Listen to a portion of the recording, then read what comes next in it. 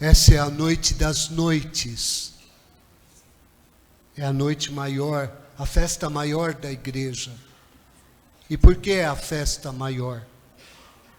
Porque justamente através desta festa que estamos celebrando, é que de fato nós somos chamados a renovar a nossa fé. Por isso, nesta mesma noite, nós teremos o batismo.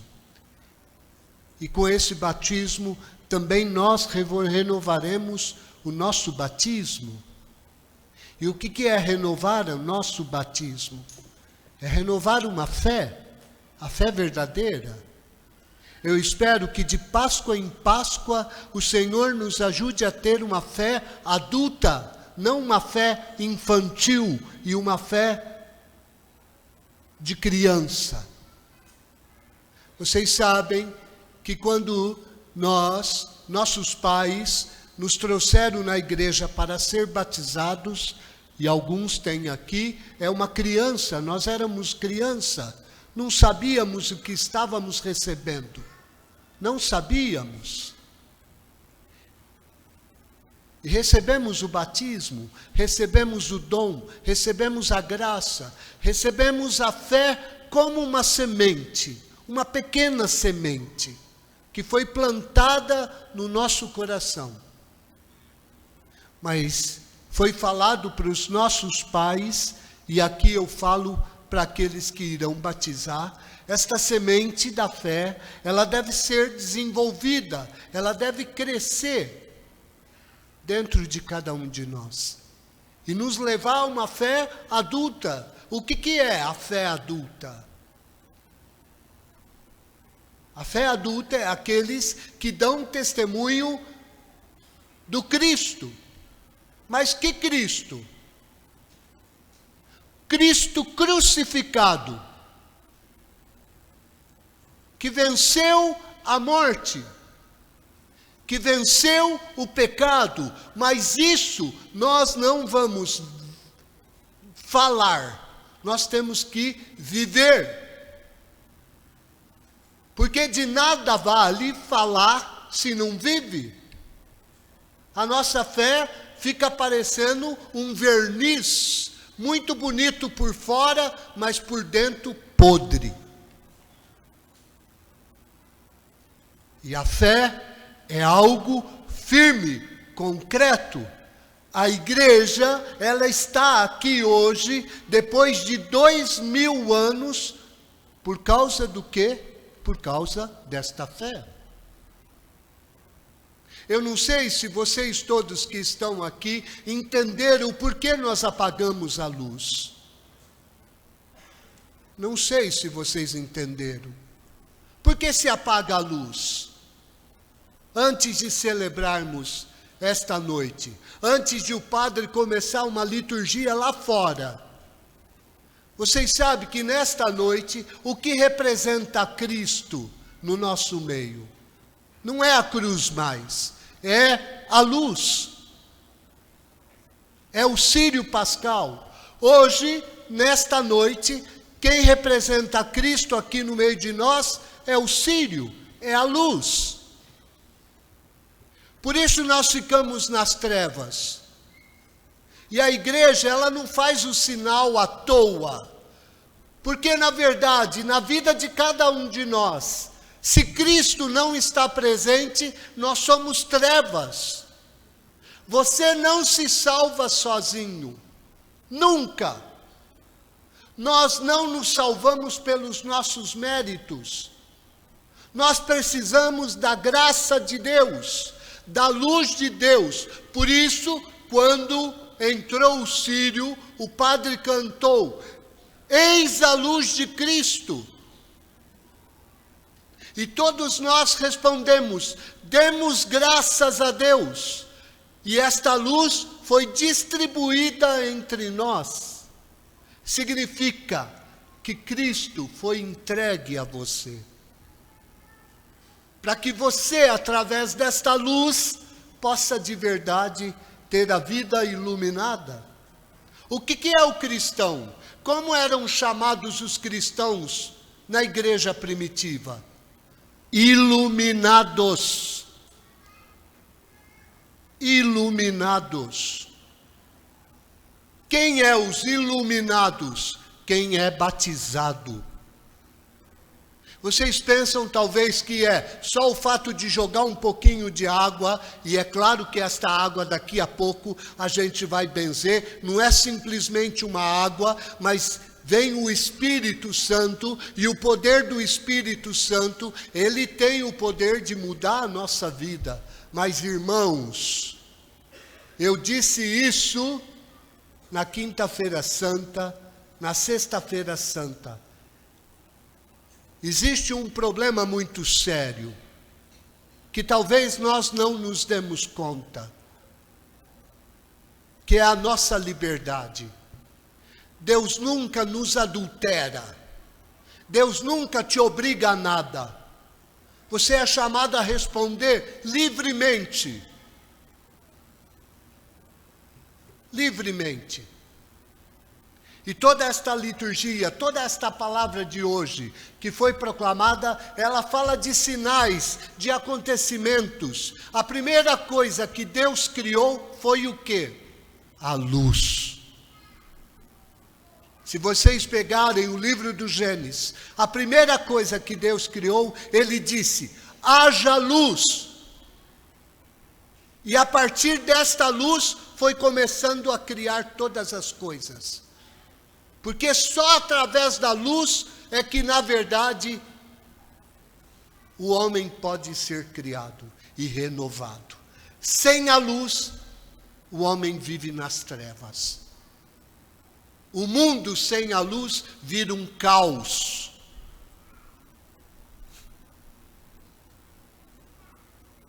E em toda a criação, tudo que Deus fez, disse, e Deus viu que isto era bom. Quando Deus te criou, quando Deus me criou, Ele me criou bom. Quando Deus criou o mundo criado à nossa volta é bom. Tem muita gente que não sabe e que questiona, por que Deus permite o mal? Por que Deus permite as trevas? Deus não quer as trevas. Deus não quer o mal. As trevas e o mal é a opção que o homem pode ter. Se existe o pecado na tua vida, o erro na tua vida, na minha vida, não é porque Deus quis.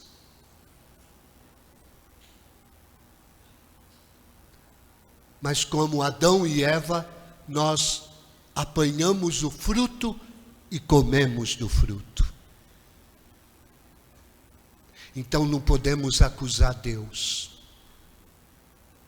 Porque Deus sempre quis o bem do homem, o bem da humanidade. E mesmo depois, quando o homem caiu no pecado, Deus faz o quê? Uma história de salvação. Chama um homem, Abraão.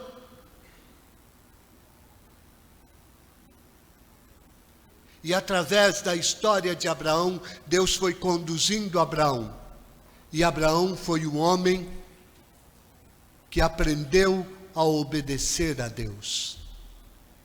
E a obediência de Abraão a Deus chegou ao extremo.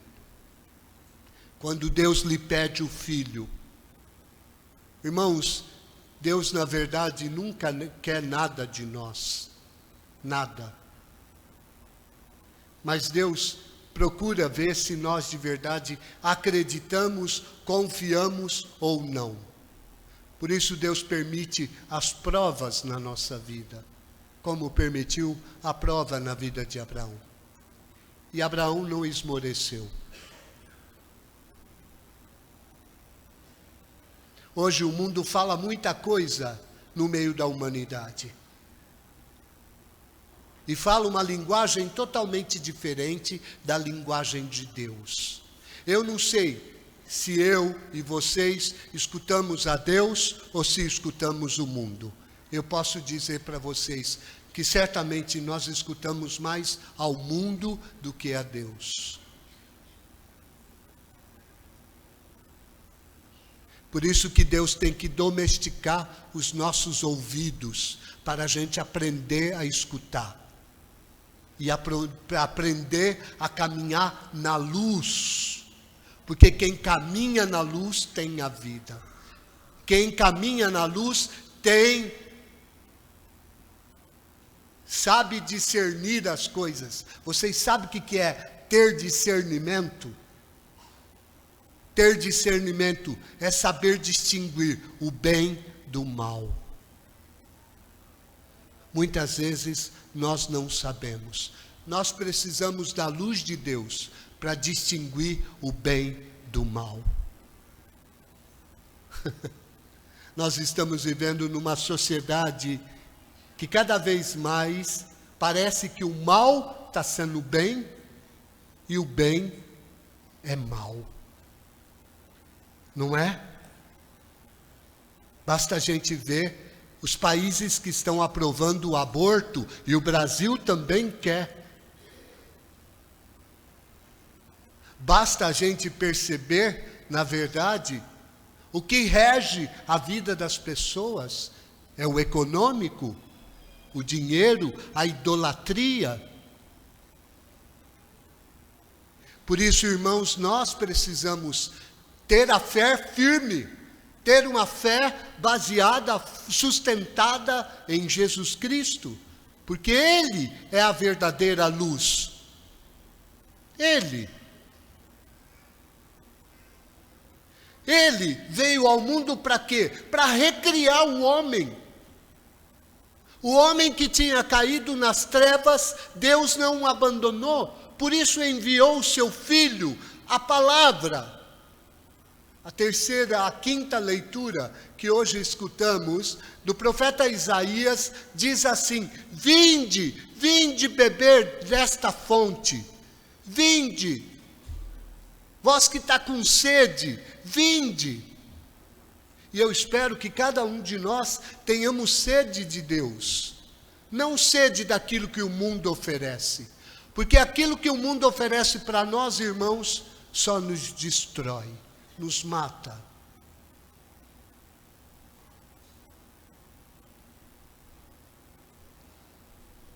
Por isso Deus quer vencer na nossa vida. Ainda hoje existem muitos faraós que querem escravizar o homem e a humanidade. Mas nós temos um testemunho vivo aqui de um Deus que libertou um povo e que liberta cada um de nós, se de fato nos deixarmos conduzir por Ele. O faraó parece poderoso, o mundo parece poderoso, mas não tem mais força do que Deus. Por isso que me marca também a liturgia e a carta de São Paulo aos Coríntios, neste dia, que é belíssima, quando ele diz do batismo.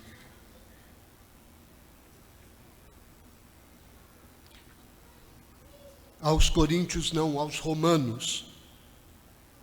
Porque ele fala desse acontecimento, né? O batismo está presente aqui por quê? Porque nós somos chamados a cada dia a fazer morrer dentro de nós o homem velho, o homem corrompido pelo pecado, o homem escravizado, cada um de nós, irmãos, a renunciar a esse homem, a não deixar que o demônio nos domine, que o demônio, na verdade, nos prenda, mas a cada dia buscando a graça de Deus a vencer o mal, e o mal é tudo, que está presente toda hora, a todo instante na tua vida, na minha vida. Hoje nós somos chamados a renovar a nossa fé em Cristo. E o que fala São Paulo na carta aos Romanos? Ele fala assim: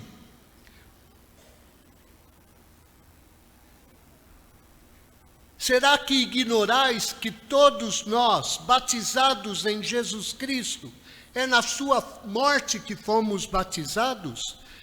Pelo batismo na sua morte, nós fomos sepultados com ele, para que, como Cristo ressuscitou dos mortos, pela glória de Deus, assim também nós levemos uma vida nova. O que significa esta vida nova? É o homem que não se deixa mais conduzir pelo pecado. E isso só é possível, irmãos, pelo nosso esforço? Não. Mas pela graça. Continua ele dizendo: sabemos que o nosso velho homem foi crucificado com Cristo.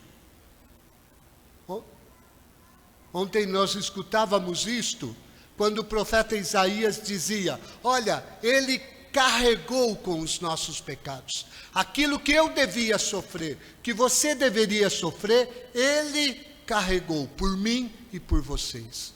O sofrimento que era para mim, ele viveu esse sofrimento. E é verdade. E para que ele fez isto? Para que o homem do pecado não impere mais sobre mim. Mas para isto, irmãos, eu tenho que fazer uma escolha. Porque é verdade, o mundo nos seduz. Hoje em dia, a coisa mais fácil é pecar. E nós pecamos, sabe com o quê? Com o celular. A pornografia está na humanidade, está disseminada. Coisa mais fácil de ver. E muitas vezes, você pai, você mãe, dá o celular para o teu filho. Olha o que você está entregando para o teu filho. Olha o que ele está vivendo. É preciso, às vezes, ser radical, irmãos. Se isso, a própria Escritura fala, se teu olho te leva a pecar, arranca-o. Se tua mão te leva a pecar, arranca. Se o celular é uma porcaria que te leva a pecar, sai dela.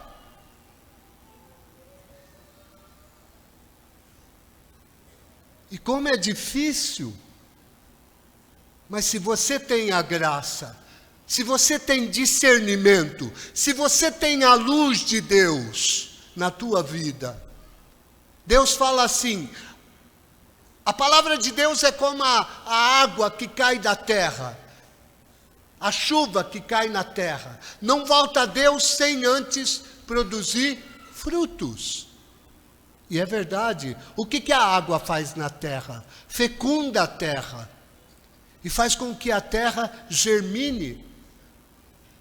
A palavra de Deus, irmãos, ela tem que cair na nossa vida e fecundar a cada um de nós.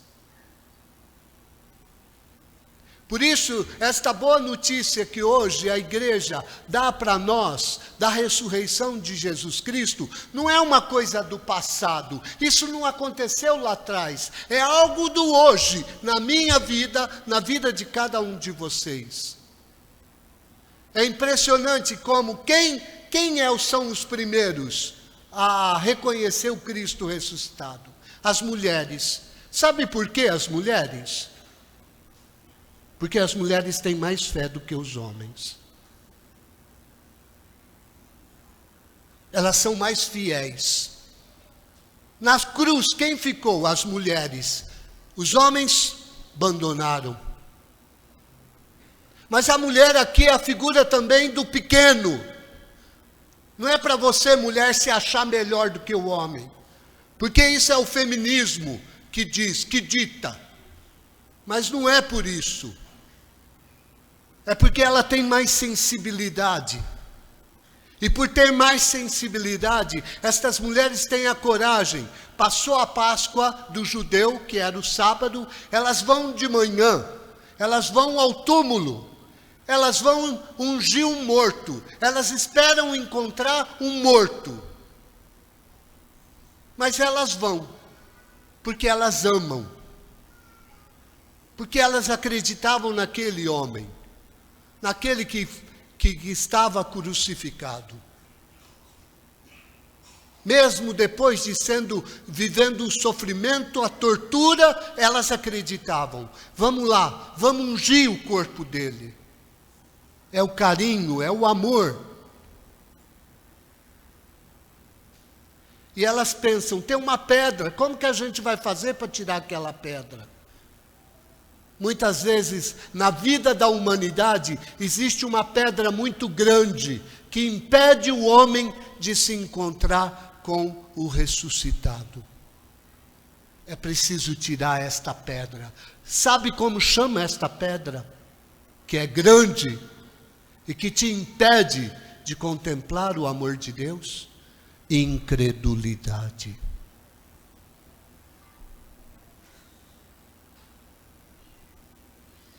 Por isso, esta noite, irmãos, que nós escutamos a voz deste homem, deste anjo, que na verdade era um anjo, mas aqui São Marcos ele fala que era um moço, que estava ali dentro do túmulo, com uma veste branca, que se é símbolo daquele que tem a luz de Deus.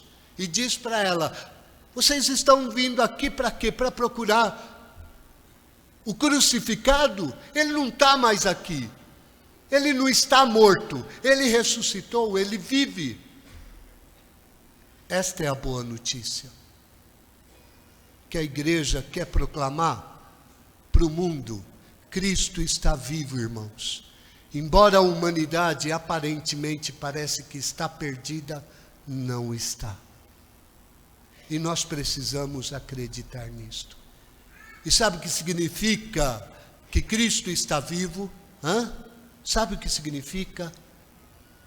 Que todo aquele tormento que ele viveu, todo o sofrimento,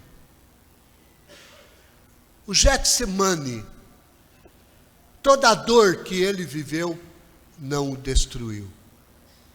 Isso quer dizer que todo o sofrimento não é maior do que o amor de Deus. Porque Cristo ressuscitou e venceu a morte. E venceu por mim e por vocês. Por isso que é interessante aqui quando o anjo fala para elas, vão, anuncia aos discípulos e a Pedro. Por que ele fala isto? Porque Pedro tinha negado. E certamente Pedro estava amargurado, porque tinha feito isso. O Senhor consola. O Senhor também nesta noite, irmãos, independente daquilo que somos, daquilo que é a nossa realidade, daquilo que é os nossos pecados, o Senhor nos convida a crer no amor dele, que vence a morte.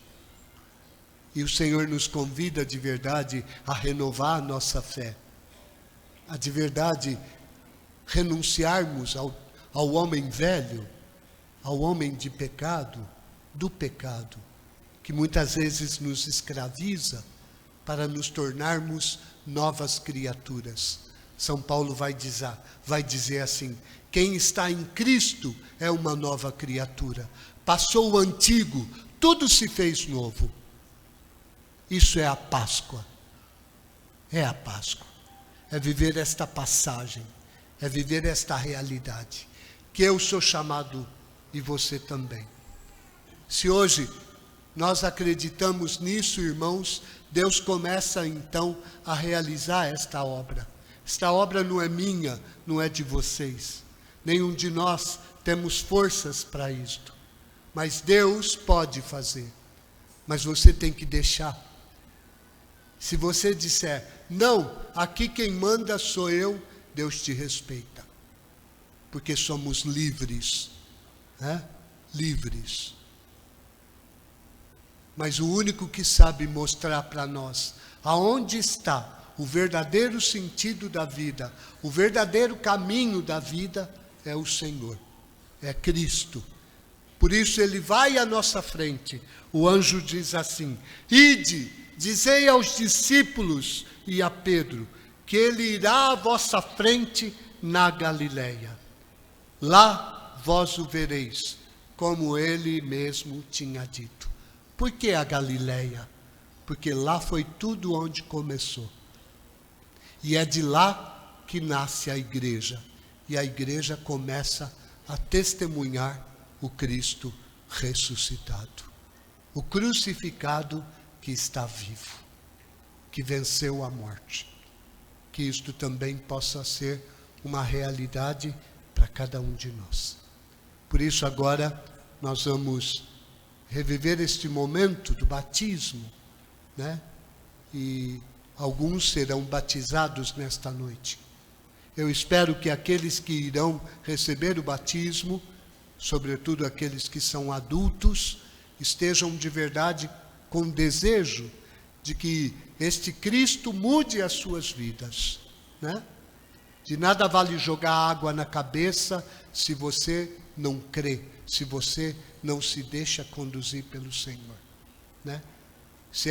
Antigamente o batismo não era dado a crianças, não, era a adultos. Você só poderia participar da Eucaristia se você fosse batizado. Mas para ser batizado, você tinha que dar o testemunho da fé. Se você era um drogado, se você era um adúltero, se você era um alcoólatra, se você era um fornicador, você tinha que parar, largar de tudo isto. Tinha que dar o testemunho da fé. Se você era um abortista, você teria que deixar de ser abortista. Você teria que estar aberto à vida, àquilo que Deus queria fazer na tua vida.